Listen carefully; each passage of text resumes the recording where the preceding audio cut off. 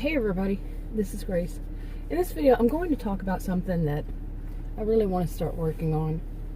I'm going to go back in the background, like one of those My Story videos. And I think I've mentioned some of this before. I don't want to lie about it, that's for certain, but the memory, But when I was a child, I was raised in a very Christian family. Okay.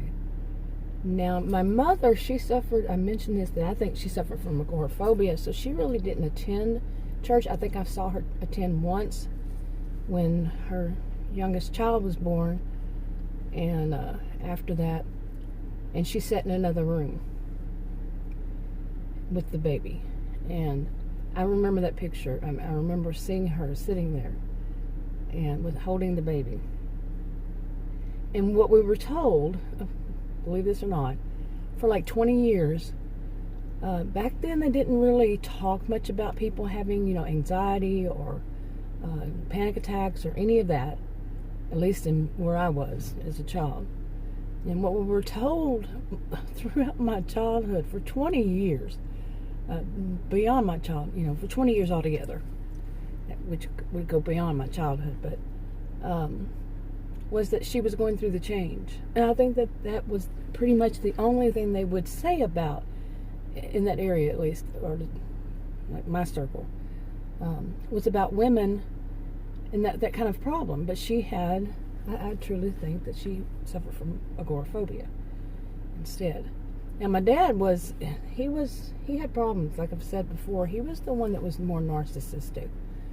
And, but he was the one that would take us to church, on Sunday and sometimes on Wednesday evening. And it was Christian, but it had differences, big differences. Now, remember, I was a child back then, and I really didn't know much outside of that. And but basically, the church was this way. It did not have a name. It did not have a building. What it was is that they had the meetings in people's homes. Like we had two different, two families, the elders, and they would hold the meetings, in their home. I think one of them did it 3 weeks of the month, and the other one did it the other, something like that. And at times, they'd have the preachers. That's what they called them, the preachers. These were generally men. And these men, they were not married. They did not own homes. They did not own anything. They had to give everything up when they became preachers. Everything. Now, I'm not talking about they weren't previously married either. They were never married. None of them had children. This. And where they lived they didn't have homes. They didn't have places where they lived. They owned nothing. And everything was bought for them by the church people. We didn't pay, what are they called? Tithes? I don't know what it's called.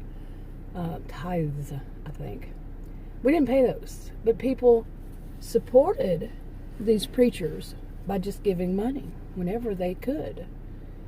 And they basically, where they would sleep would be in church members' homes. They'd stay a night or two at this one, and wherever they were, people in the church would just, have them stay at their homes.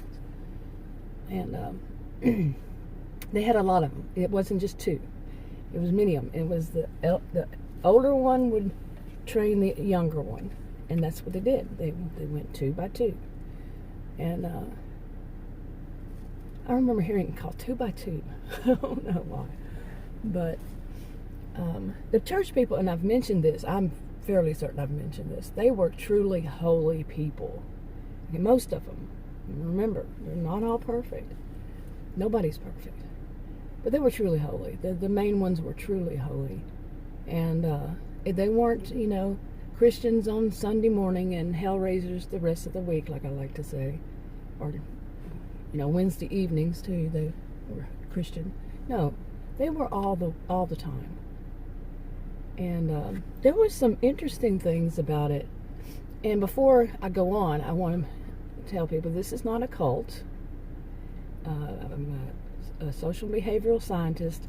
I would know this is not a cult. Okay. But some of the interesting things, I mean, besides, that they were truly holy. See, I never really, growing up, never really understood what people were saying, about, some would say that Christians are truly this, or, they're really not Christians, they're this or that. Because the people I grew up with, they were truly Christians. And like I said, it wasn't perfect. They had some that they were, they weren't very pushy. They weren't at all, really. But they handled it in gentle ways. When like one man had cheated on his wife. This was not one of the truly holy ones. And he and his wife, and I think they had 2 children, and I used to babysit them, their children. They attended church, and the husband cheated on his wife or something, and they did their own kind of counseling, but they weren't pushy with it. They didn't tell him he had to. They didn't tell anybody that they had to do anything. Okay, that wasn't their way. But through my dad, I did hear about some of the things that they did. But like I said, they didn't push. And then now, given my dad was a bit narcissistic, I, could question what he said and why he said it. And plus, he was raising us as, Christian. He was very harsh in the way he raised us. So I have to put that in there. But some of the things they did, like they didn't own TVs. I think some of them would own a TV or a radio just to keep up with the weather, because this was near the Gulf and the hurricanes and all that. Or they would watch the TV only to keep up with what was important, like the news. But they didn't watch TV. I mean, as far as watching it for entertainment, no. Instead, they believed that, from what I remember, I don't want to lie, but memory, that your spare time would be to be studying the Bible and to, do things that are for this purpose. Really, they did. And, there were some interesting things, like the women. Now, like I said, my dad was raising us, and I heard it through this through my dad. But I noticed it too. The women never cut their hair.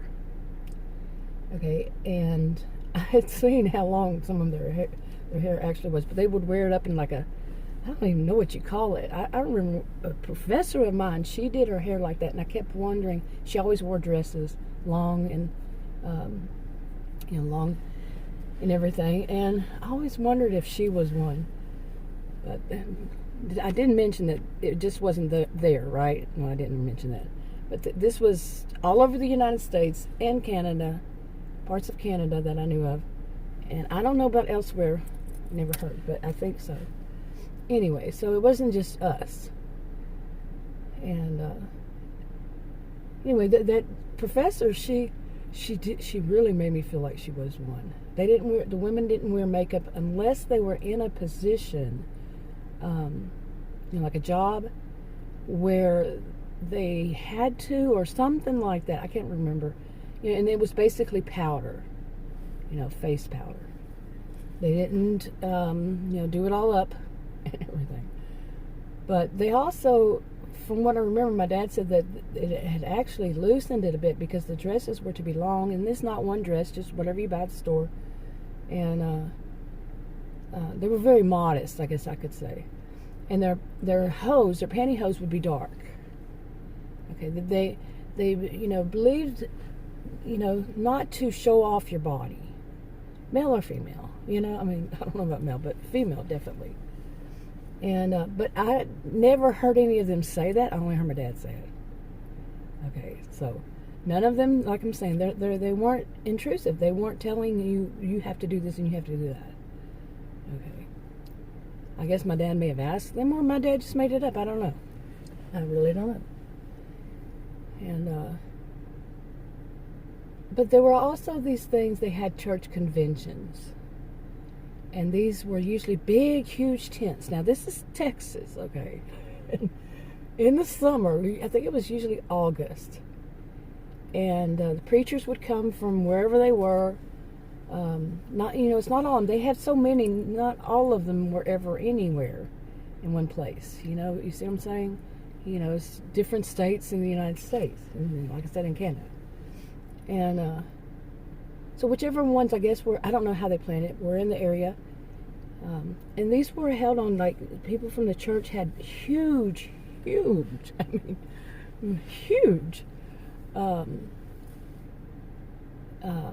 well, everything was huge. It was barns, and it was ranches. Okay, and they had these very long, huge, long barns. And people would go to the conventions. I don't remember how long they would last, maybe a week or two, maybe. I don't know. I don't remember. It was a long time ago. And, people would, some of them, depending on their health, I think, would stay in the, hotels and stuff in that area. And then just drive back and forth to the meetings. But some of us, especially as kids, we stayed in these barns. And basically, I think they would have beds, or you brought your own bed. But you're in a barn. You're in a stall. They're all open, but it's kind of like basically you were in a stall. And guess what? Where you went to the restroom? Yeah, outhouses. Outhouses. Not electric. No electric. I was scared of those places so bad. And they had I don't know what you call it, but it was kind of open. I remember it being open where they fed us all, and the food was horrible.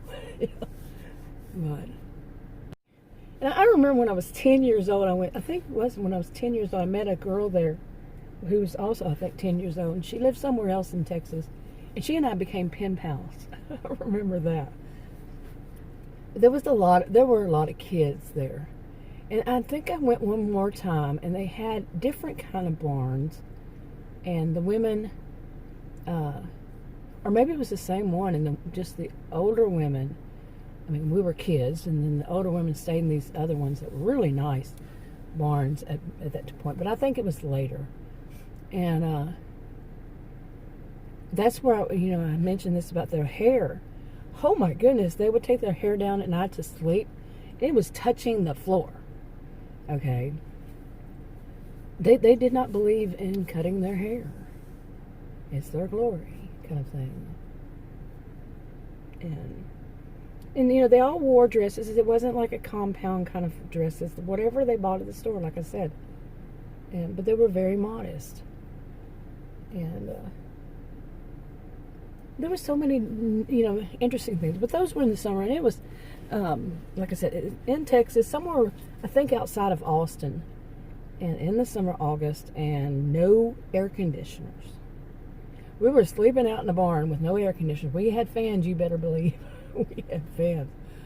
So hot, and so, just really, we were, yeah, it was hot. I do remember that. And, but we would go to the meetings, and the meetings would be in the tents, and I'm talking huge, bigger than circus tents kind of thing. At least they seemed as when I was a child. And sit through meetings. And I remember as a child, I would fall asleep sometimes. I was a child. But I don't remember the last time, how old I was when I stopped attending that church.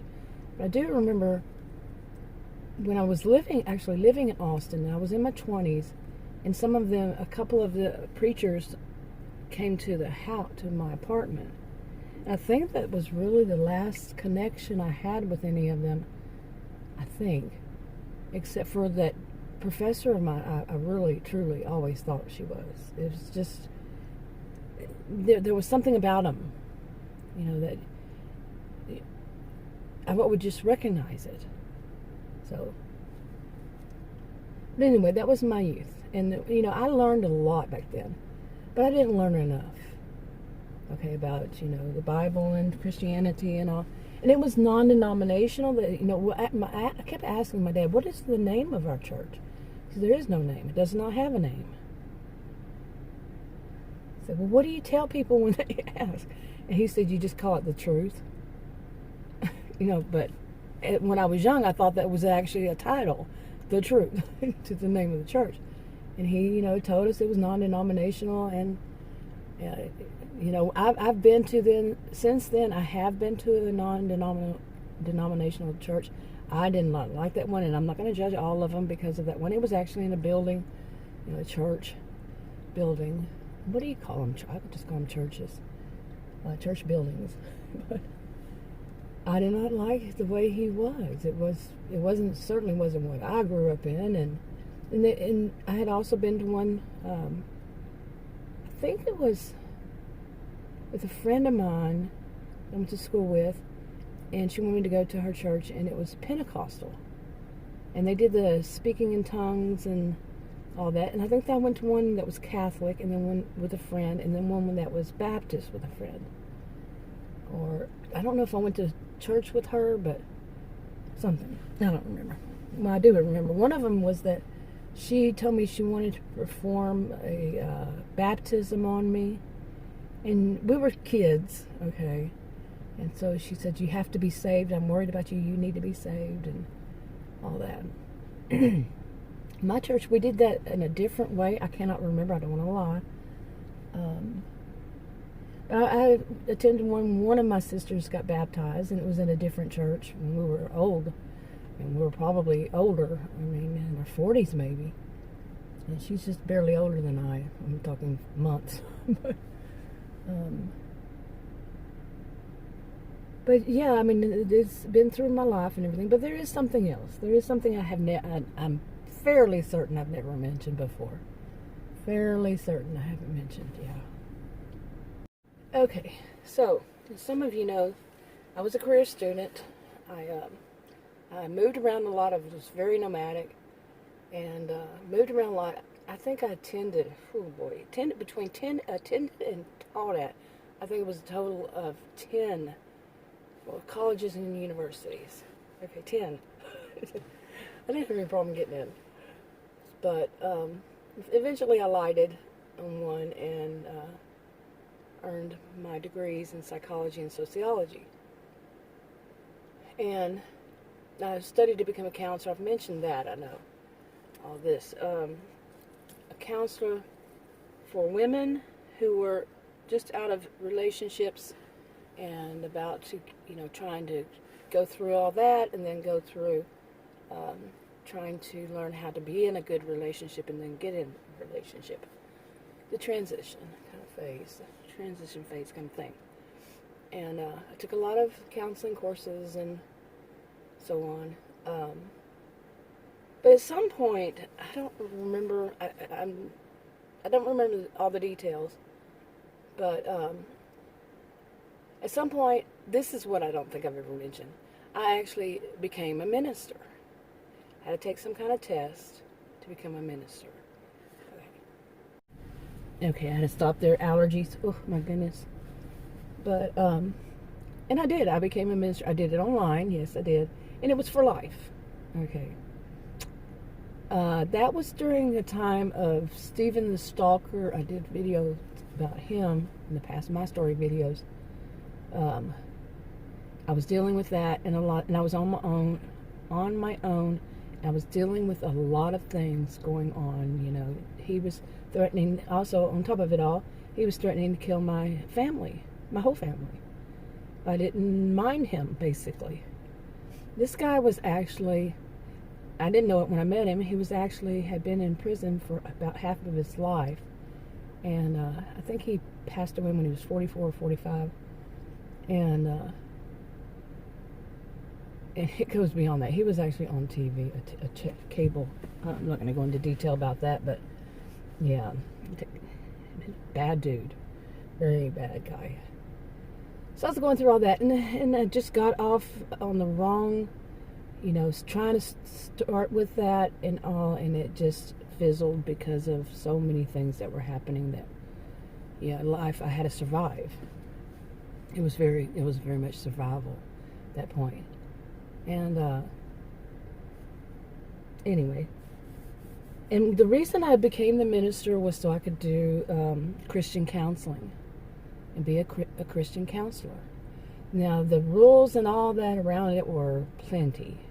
Okay.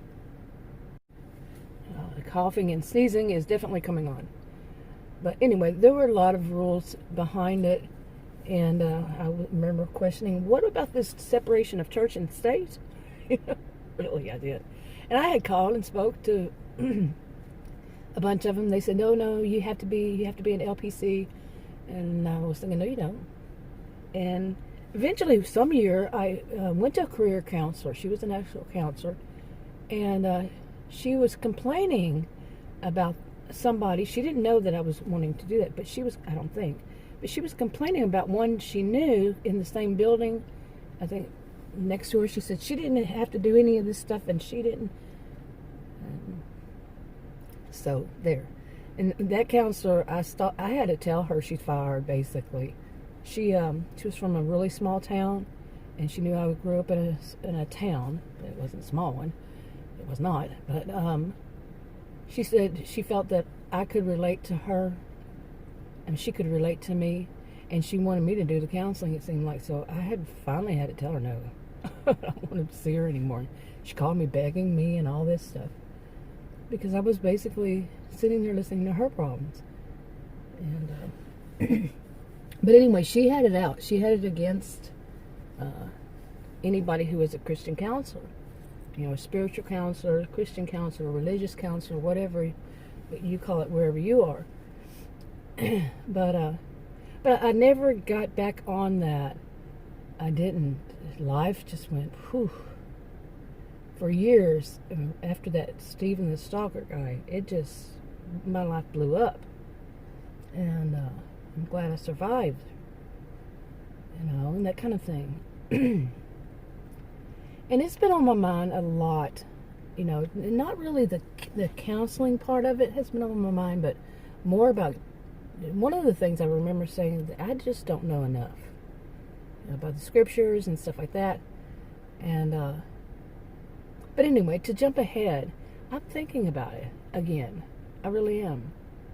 And but I see that, I would definitely not be what you would call your conventional.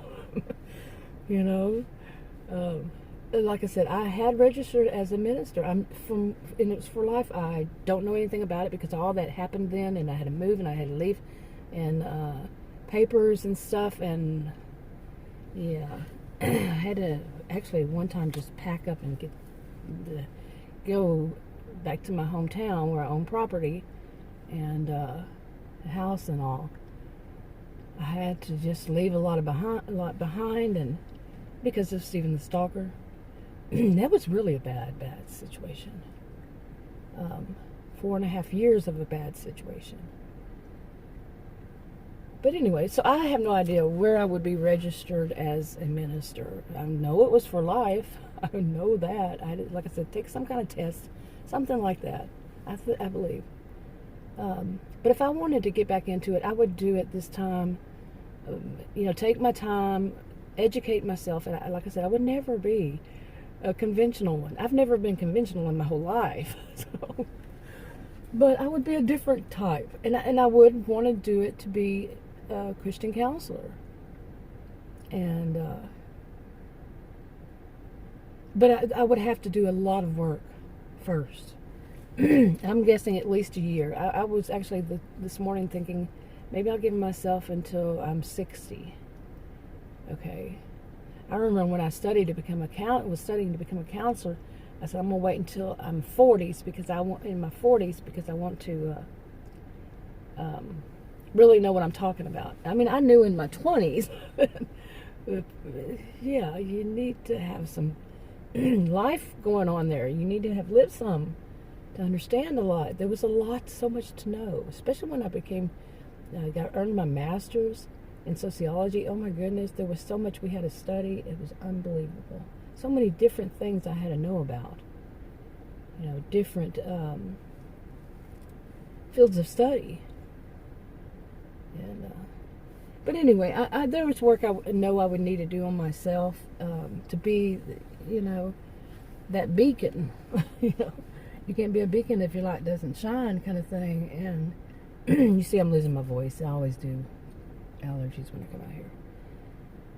But I would need to do a lot of self-improvement, and that's a goal. And then to learn more about what other ones do, not to copy copycat. No, I'm not a copycat. You all know that, how I am against them. But I would like to know what, as mainly really as a social and behavioral scientist, to know what are people being told?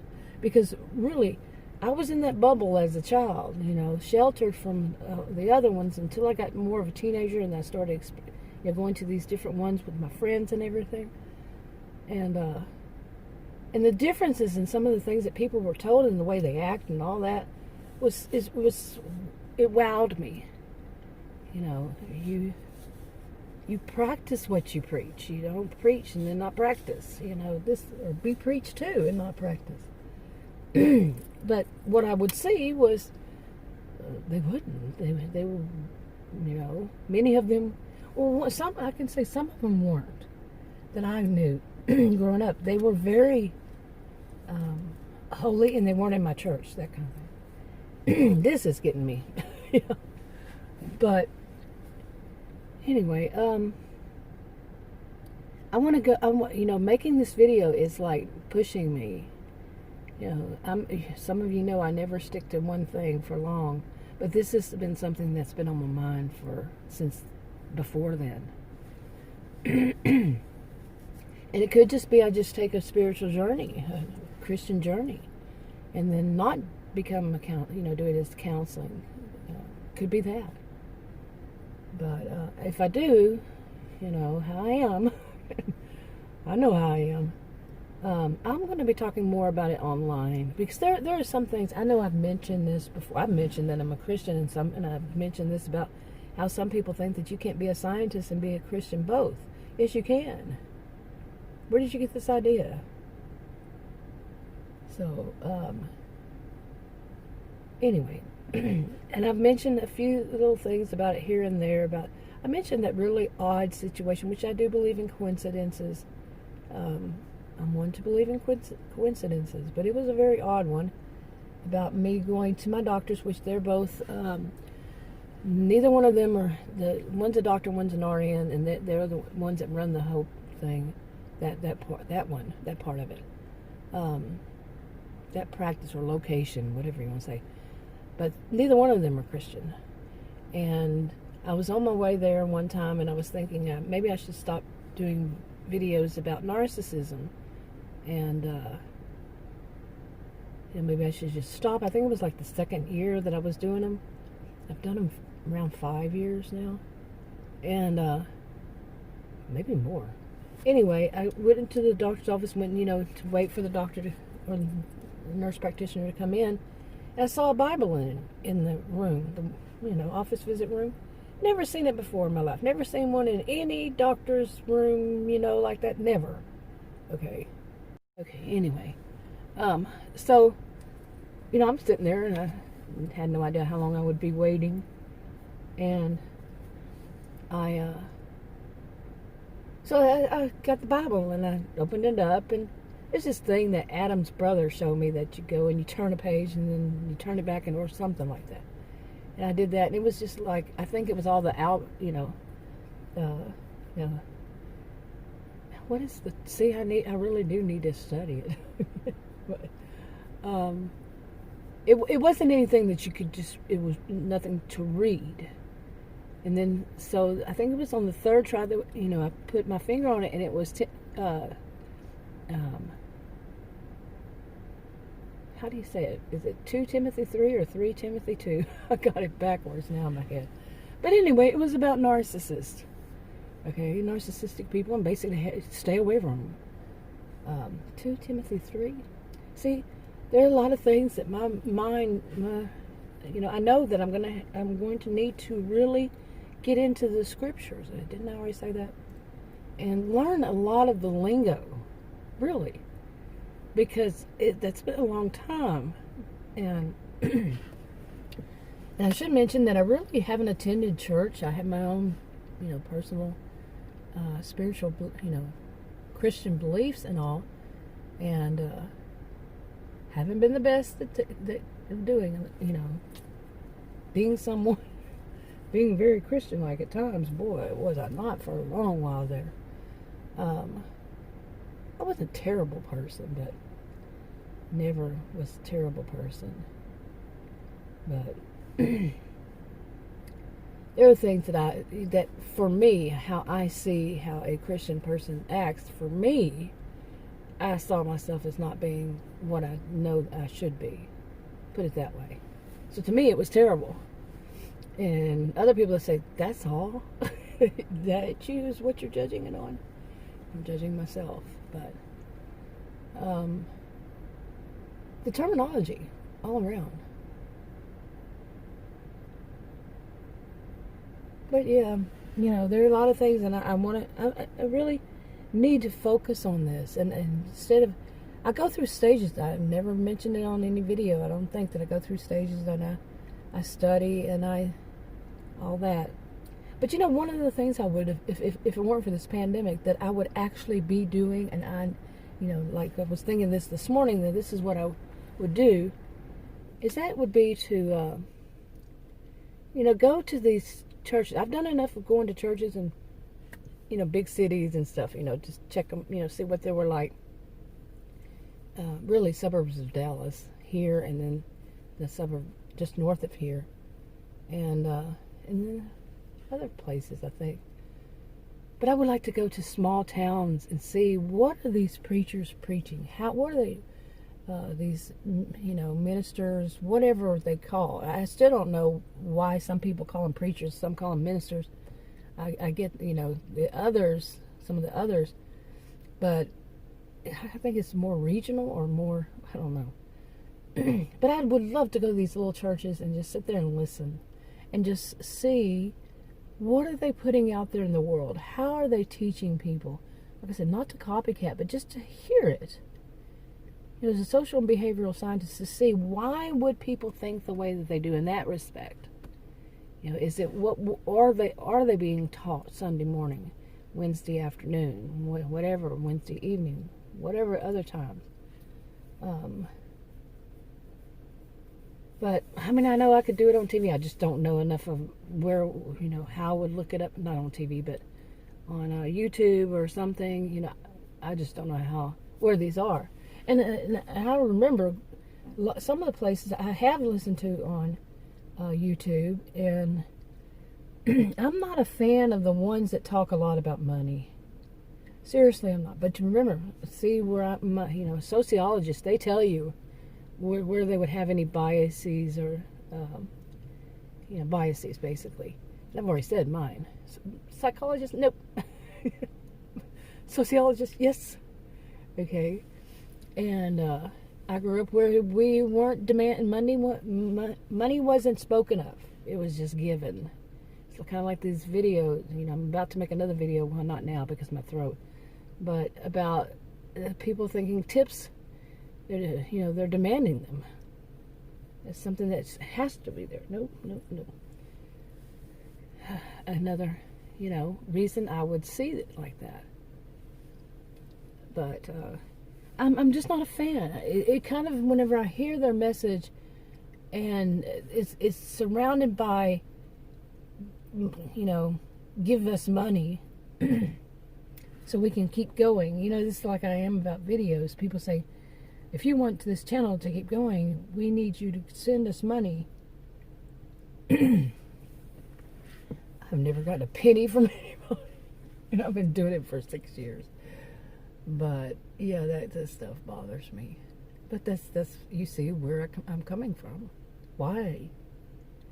I would think this way. But I don't know. But if I were to become a career counselor, I knew I was going to do that sooner or later. A Christian counselor, yeah, of course I would charge money. Will I charge a lot? No. I would be, like I say, I would be unconventional. I know how much, counselors and stuff make, so. But, I've been making videos for 6 years and not, never asked for money. And I don't want any money. I even took my post office box number off my videos. I had it there for a different reason in the past. But, anyway, I think this has gotten really long. And you hear it, I sit outside and I'm going to be coughing and sneezing because of allergies. So I'm going to wrap this up. But if I do this journey, I'm not going to say if, I'm going to do it. I'm going to try to make videos along the way. But I am going to focus on these people who are, I'm the person that goes, to try to help the underdog and to make things, let's clarify this stuff. That seems like a persona to me that I'm adopting to do these videos about these, people demanding money from people. The ones that do the delivery services, being demanding and stuff.